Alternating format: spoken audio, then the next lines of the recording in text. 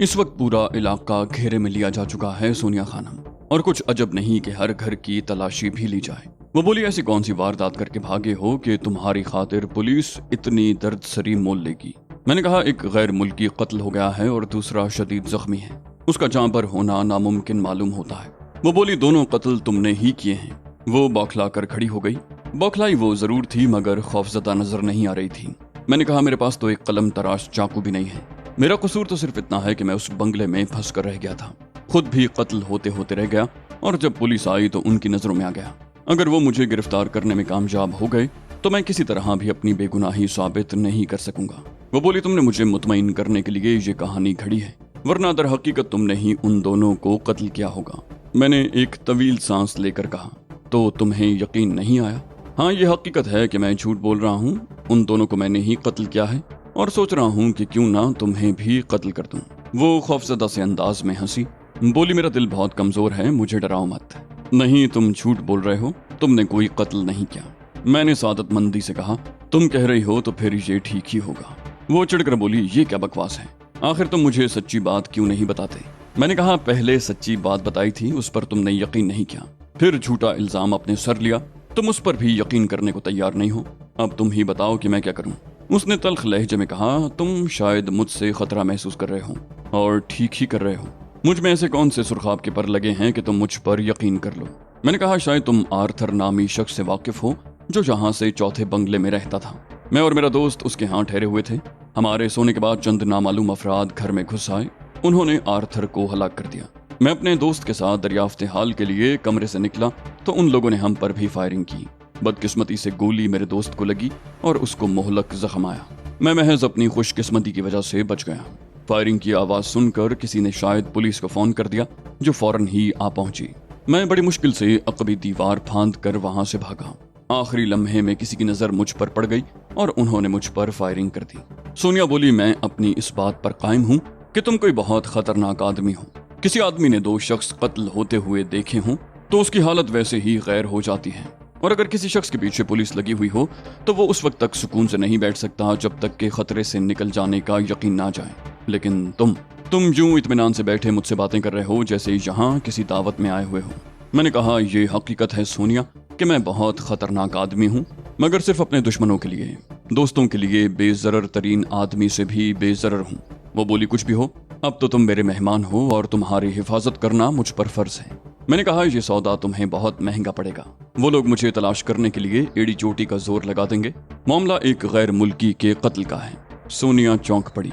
बोली, मैं समझी थी आर्थर कोई मकामी ईसाई होगा। मैंने कहा, वो अमरीकी कौमियत का हामिल था और यहाँ एक शिपिंग कंपनी चला रहा था। तुम खुद अंदाजा कर लो उसके कत्ल पर पुलिस कितनी सरगर्मी दिखाएगी। सोनिया उठकर टहलने लगी। उसने परेशानी से कहा, मुझे अंदाजा नहीं था कि मामला इस कदर गंभीर है। वाकई पुलिस तुम्हें हरगिज नहीं छोड़ेगी। मैंने कहा, तो तुम क्यों परेशान हो रहे हो? पुलिस अगर मुझ तक पहुंच गई तो मेरी किस्मत, तुम तो अपना काम कर चुकी। सोनिया ने कहा, मैंने खुद को सिर्फ आला तबके तक महदूद कर रखा है। बहुत से अफसरान के भी मुझसे रवाबित हैं। मैं सोच रही थी कि तुम्हें बचाने के लिए किससे बात करूं। मैंने बड़े गौर से उसे देखा। कुछ ही देर कबल वो मुझसे बेइंतहा खौफजदा थी और अब मुझे बचाने के लिए इस कदर मुस्तरिब हो रही थी। उसका ये तजाद मेरी समझ से बालातर था।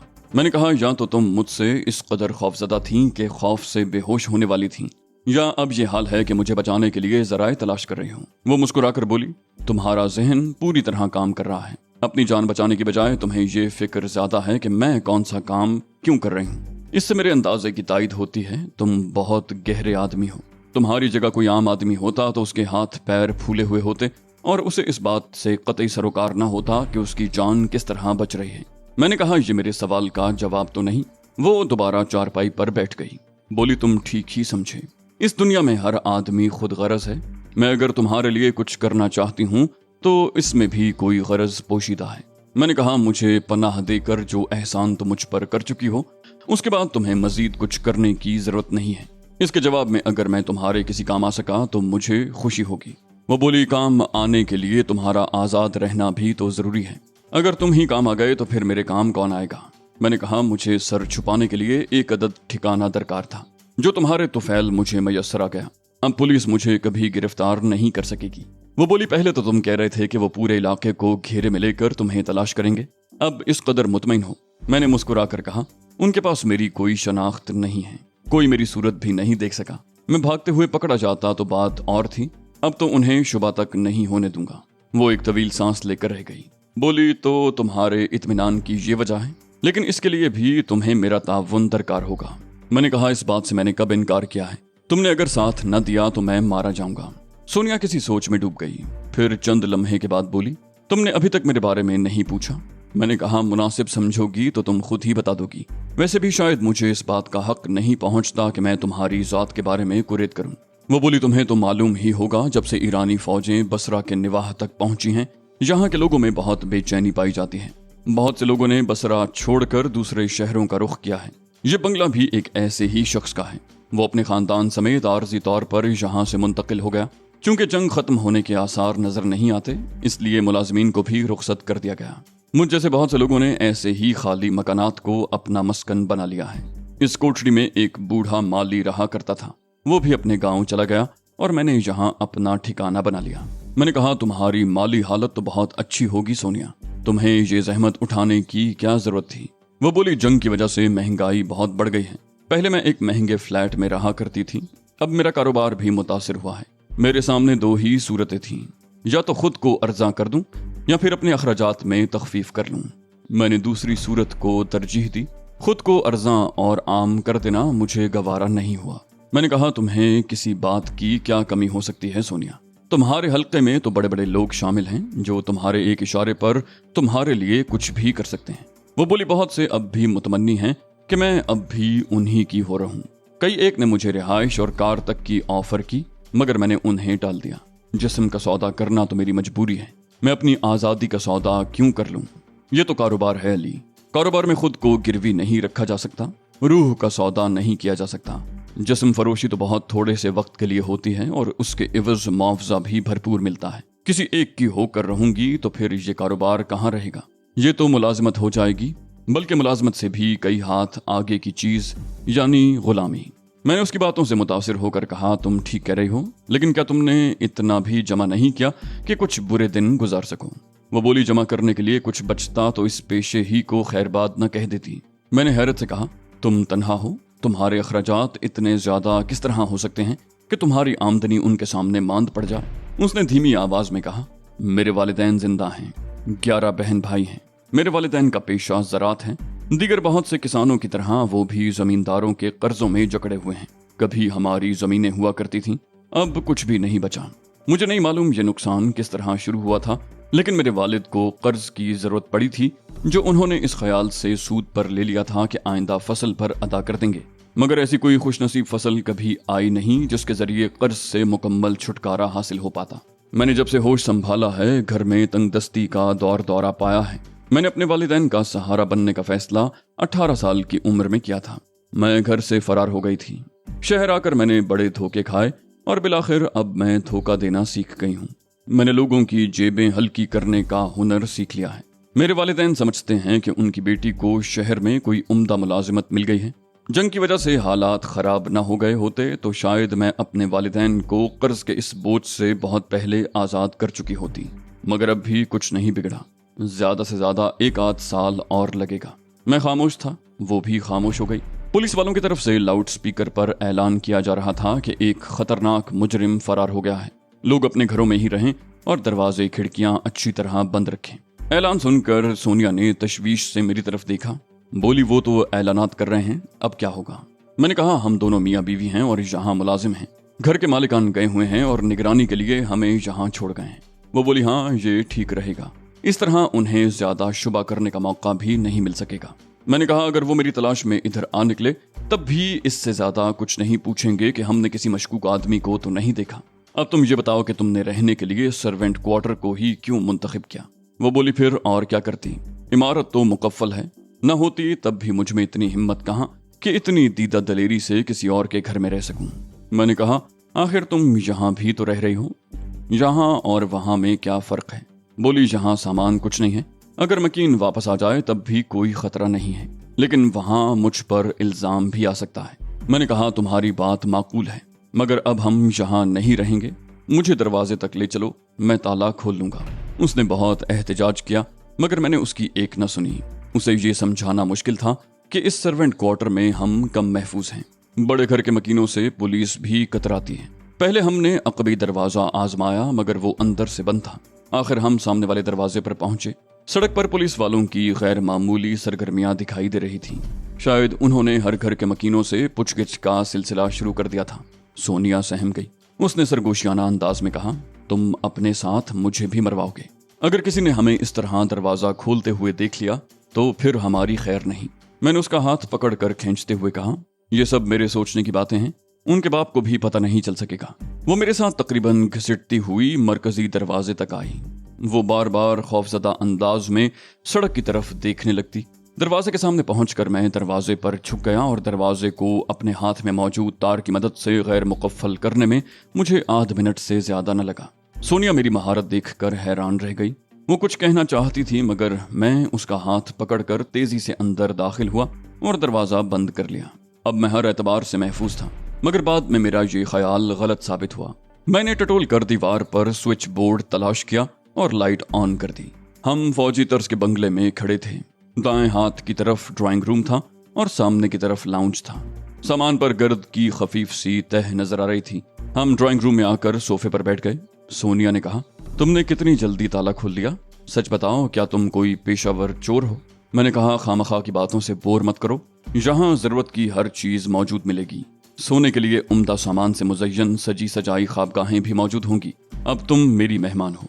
वो बोली, तुम्हें मेहमानी और मेजबानी की पड़ी हुई है और मुझे जान बचाने की फिक्र खाई जा रही है। मालूम नहीं हमें गिरफ्तार करने के बाद हमारे साथ क्या सलूक किया जाएगा। मैंने एक बुलंद आहंग कहा लगाया। कहा, इसकी बजाय अगर तुम चाय बनाने की फिक्र करो तो कितना अच्छा होगा। शायद चाय का सामान मिल जाए, मगर नहीं, तुम रहने दो, मैं खुद ही चाय बना लूंगा। वो बोली, तुम क्यों चाय बना लोगे? किसी चक्कर में मत रहना, तुम अब भी मेरे मेहमान हो। मैंने कहा, मैं तो इस ख्याल से कह रहा हूँ कि तुमने अरसा दराज से किचन का काम नहीं किया होगा। वो बोली, ये तुम्हारी भूल है। बुनियादी तौर पर मैं एक देहाती लड़की हूँ। घर के सारे काम काज अपने हाथों से कर सकती हूँ और फिर यहाँ भी मैंने ऐशो इशरत की जिंदगी नहीं गुजारी है। तुम्हें सब कुछ तो बता चुकी हूँ। मैंने कहा, मेरी बात से तुम्हें तकलीफ पहुंची, मैं माजरत चाहता हूँ और इसकी तलाफी इस तरह होगी कि मैं बदस्तूर तुम्हारा मेहमान रहूंगा। वो हंसकर उठ खड़ी हुई। बोली, तुम बैठो, मैं देखती हूँ। मालूम नहीं किचन में चाय का पूरा सामान होगा भी या नहीं। वो ड्राइंग रूम से चली गई और मैं ड्राइंग रूम की आराइश का जायजा लेने लगा। उस बंगले के मकीन न सिर्फ दौलतमंद थे बल्कि बाज़ौक भी थे। हर चीज से नफासत टपकती थी। अभी मैं ड्राइंग रूम का जायजा ले ही रहा था कि फोन की घंटी बजने लगी और मैं चौंक उठा। टेलीफोन का बहाल होना मेरे लिए बाइस हैरत था। मकीन अगर ज्यादा अरसे के लिए बाहर जाएं तो उन्हें ये सहूलत हासिल होती है कि टेलीफोन डिपार्टमेंट से कहकर आर्जी तौर पर लाइन बंद करा सकते हैं। इस तरह वो लाइन रेंट अदा करने से बच जाते हैं और महकमा टेलीफोन उस नंबर को आर्जी तौर पर कहीं और इस्तेमाल कर सकता है। फिर मुझे ख्याल आया कि बचत का ये पहलू तो गरीब लोग अपनी नजरों में रखते हैं। जिनके पास दौलत की फरावानी होती है वो ऐसी छोटी छोटी बातें कहाँ खातिर में लाते हैं। टेलीफोन की घंटी बजती रही मगर मैंने रिसीवर न उठाया। इम्कान यही था कि कोई रॉन्ग नंबर मिल गया होगा। घंटी की आवाज सुनकर सोनिया ड्राइंग रूम में चली आई थी मगर अब घंटी बजना बंद हो गई थी। वो बोली, मैंने तुम्हें पहले ही मना कर रही थी, अब हम हर तरह के झंझटों में फंस जाएंगे। वहाँ सर्वेंट क्वार्टर में सुकून तो था। मैंने हंसकर कहा, अरे इससे क्या फर्क पड़ता है, और जिंदगी तो वैसे ही झमेलों का नाम है, पुरसुकून जिंदगी तो बेकैफ हो जाती है। सोनिया ने बुरा समूह बनाया। बोली, बावर्ची खाने में हर किस्म का सामान मौजूद है, तुम चाय पियोगे या कहवा? मैंने कहा, इस वक्त तो चाय का ही मूड है, अगर दूध ना हो तो कहवा ही चलेगा। वो वापसी की तरफ पलटते हुए बोली, खुश्क दूध मौजूद है, मैं चाय बना लाती हूँ। मगर उसी वक्त दोबारा फोन की घंटी बजने लगी और उसने पलटकर मुझे घूरा। बोली, अब इससे किस तरह निपटोगे? मैंने बेपरवाही से कहा, कोई मसला नहीं है। पहले मैं समझा था शायद कोई रॉन्ग नंबर मिल गया है, मगर मालूम होता है कोई इसी नंबर पर रिंग कर रहा है। अभी देख लेता हूँ। मैंने फोन का रिसीवर उठाकर कान से लगा लिया मगर कुछ नहीं बोला। दूसरी तरफ से भी सन्नाटा छाया हुआ था। चंद लम्हे इंतजार करने के बाद मैंने हेलो कहा। मेरी आवाज से गोया लाइन में जान पड़ गई, मगर जिस किस्म की जान पड़ी उसने मेरी जान निकाल कर रख दी। मेरा इरादा था कि रॉन्ग नंबर कहकर फोन बंद कर दूं, मगर दूसरी तरफ से बोलने वाले ने किसी किस्म की तस्दीक की जरूरत महसूस ही न की। दूसरी तरफ से आने वाली आवाज मेरी समात से हथौड़े की तरह टकराई। मिस्टर नॉर्मन शलोफ, मैंने हत्तुल इम्कान पुरसुकून आवाज में कहा, माफ कीजिएगा, यहाँ इस नाम का कोई आदमी नहीं रहता। मगर मैं खुद भी महसूस कर रहा था कि मेरा सुकून न सिर्फ रुखसत हो चुका है बल्कि मैं अपनी आवाज़ को पूरी तरह पुरसुकून रखने में भी नाकाम हो गया हूँ। मैं तो खुद को महफूज तसव्वुर कर रहा था। आखिर कोई इस बात से किस तरह वाकिफ हुआ कि मैं यहाँ मौजूद हूँ। दूसरी तरफ से जवाब में एक कहकहा सुनाई दिया। आवाज़ आई, हम चाहें तो तुम्हारी पनाहगाह को चूहेदान में तब्दील कर दें, मगर हम अपना शिकार खुद ही खेलते हैं। याद रखना, तुम हमारे शिकार हो। मैंने धड़कते दिल के साथ कहा, मालूम नहीं तुम क्या बेपर की हाँक रहे हो, मेरी समझ में कुछ नहीं आ रहा। आवाज़ आई, तुम खुशकिस्मत थे जो हमारे हाथों से बच निकले, वरना आर्थर और टॉर्मेंटो की तरह तुम भी इस वक्त दूसरे जहान में होते। लेकिन बेफिक्र रहो, हम पुलिस को मुत्तला करके तुम्हारी पनाहगाह को चूहेदान में तब्दील नहीं करेंगे। मुझे एक बात की बहरहाल खुशी हुई थी, उनकी बाखबरी खासी होशरुबा थी, मगर वो मेरी असली हैसियत से बेखबर थे और इस खराब सूरत हाल में ये एक ख्याल भी खासा खुशगवार था। मैंने कहा, मैं अंदाज़ा लगाने की कोशिश कर रहा हूँ कि तुम कौन हो सकते हो, मगर शायद मैं तुम लोगों से वाकिफ ही नहीं हूँ। दूसरी तरफ से कहा गया, क्या तुम आर्थर के कमरे की तरफ नहीं गए थे मिस्टर नॉर्मन? मैंने कहा, उसकी लाश के अलावा वहाँ और था ही क्या? आवाज़ आई, कमरे के दरवाजे पर सुर्ख रंग की वो अलामत ऐसी तो नहीं थी जो आसानी से नज़रअंदाज कर दी जाए। मैंने जल्दी से कहा, हाँ मैंने देखा था, वहाँ ज़र्ब का निशान बना हुआ था, मगर उसका मतलब मेरी समझ में नहीं आ सका। आवाज़ आई, तुम में हिस्से मज़ाह भी मौजूद है नॉर्मन, तुम्हारा शिकार करने में कुछ ज़्यादा ही लुत्फ आएगा। मैंने कहा, अगर ये हिस्से मज़ाह है तो इस मज़ाह का मुज़ाहिरा तुम्हारी तरफ से किया गया है, वो निशान मैंने तो नहीं बनाया था। आवाज़ आई, कल कलां को तुमने आई को 1 या ओ को 0 कहना शुरू कर दिया तो कोई तुम्हारा क्या बिगाड़ लेगा। उसके साथ ही सिलसिला मुनक़ता हो गया। मैंने उलझे हुए अंदाज में रिसीवर क्रेडल पर वापस रख दिया। मेरा जहन इस आखिरी जुमले में उलझा हुआ था, मगर सोनिया ने मुझे कुछ सोचने ही न दिया। बोली, किसका फोन था, क्या कह रहा था? तुम कुछ परेशान हो गए हो? मैंने कहा, मैं बहुत ज्यादा परेशान हो गया हूँ सोनिया। मुझे नहीं मालूम कि फोन पर कौन था, मगर जो भी था वो मुझसे बखूबी वाकिफ था। सोनिया तशवीश से बोली, तब तो वो पुलिस को इत्तला देकर तुम्हें गिरफ्तार करवा सकता है। मैंने कहा, अरे बाबा, तुमसे एक काम कहा था, वो तुमसे हो नहीं रहा, यहाँ खड़ी सवाल जवाब किए जा रही हो। सोनिया झुंझलाए हुए अंदाज में किचन की तरफ जाने के लिए पलटी, मगर अभी चाय मेरे नसीब में नहीं थी। इस बार कॉल बेल बज उठी। सोनिया रुकते हुए बोली, लो एक और मुसीबत आ गई, अब इसे कौन भुगतेगा? मैंने दीवार पर नस्ब इंटरकॉम की तरफ बढ़ते हुए कहा, बेफिक्र रहो, इसे भी मैं ही भुगतूंगा। उस इंटरकॉम का ताल्लुक गेट से था। मैंने इंटरकॉम के रिसीवर में कहा, कौन साहब हैं? दूसरी तरफ से आवाज आई, गेट खोलिए जनाब, पुलिस। मैंने कहा, ओह 1 मिनट इंतजार कीजिए, मैं हाजिर हो रहा हूँ।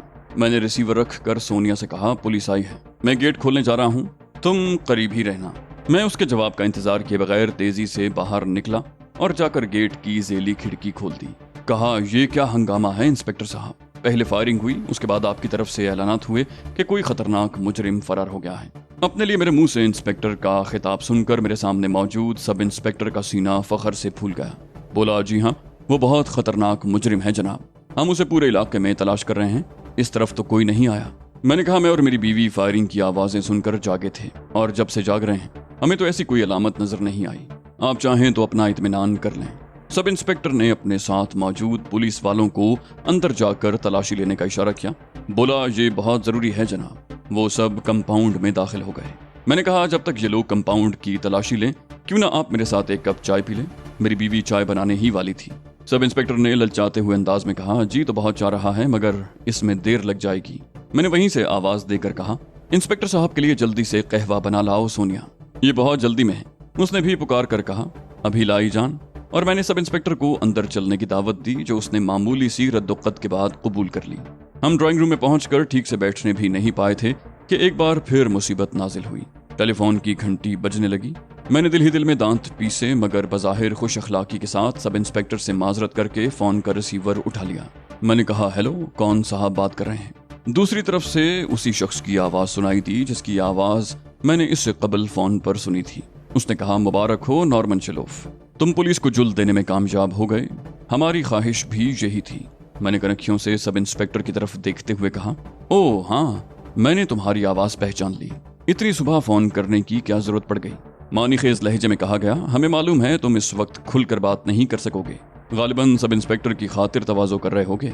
मैंने कहा, 15 मिनट बाद फोन करना, कोई मुजरिम फरार हो गया है, पुलिस उसे तलाश कर रही है, इस वक्त यहाँ इंस्पेक्टर साहब मौजूद हैं, तफसीली गुफ्तगू नहीं कर सकूंगा। आवाज आई, तुमने उसे खूब मक्खन लगाया है। वो तो अपने लिए इंस्पेक्टर का लफ्ज सुनकर खुशी से फूल गया होगा। उसे क्या मालूम कि जिसकी तलाश में उसके मातहत कंपाउंड को खंगाल रहे हैं वो तो इस वक्त उसके साथ ड्राइंग रूम में मौजूद है। मैंने कहा, नहीं, ज्यादा देर नहीं लगेगी, बस वो 15 मिनट के अंदर अंदर रुखसत हो जाएंगे। ये कहकर मैंने फोन बंद कर दिया।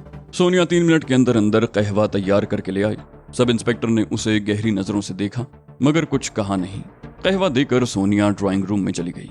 कहवा पीने के दौरान ही पुलिस वालों ने कंपाउंड की तलाशी ले डाली और ऑल क्लियर की रिपोर्ट दे दी। उन्हें तो एक मशकूक आदमी की तलाश थी जो जाहिर है उन्हें वहां नहीं मिल सका था।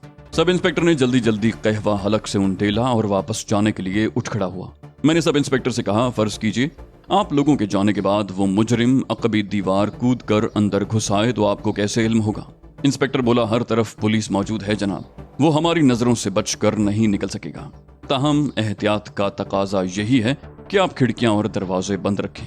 कम से कम दिन निकलने तक तो बहुत ही ज्यादा एहतियात की जरूरत है। सब इंस्पेक्टर को रुखसत करके मैं सोनिया की तरफ मुड़ा। बोला, मैंने तुमसे कहा था ना कि तुम खामखा घबरा रही हो। अब देख लो पुलिस कितनी मुतमईन होकर चली गई है।